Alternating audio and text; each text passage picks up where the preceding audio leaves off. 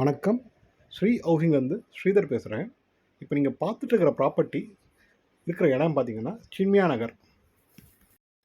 Virugambakkam to Koyambedu போகிற ரூட்டில் விருகம்பாக்கத்துக்கு அடுத்தது சின்மயா நகர்ன்ற லொக்கேஷன் வருது.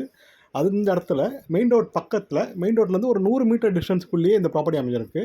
இது ஒரு பழைய பில்டிங், டெமாலிஷ் கண்டிஷன் பில்டிங் தான். Land area 1800 square feet.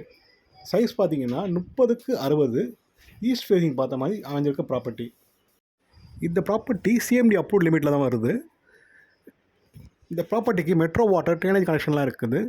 Just walkable distance 1 metre டிஸ்டன்ஸ்லேயே upcoming metro station, bus stand எல்லாமே உங்களுக்கு ஈஸியாகவே பக்கத்தில் வந்துடுது.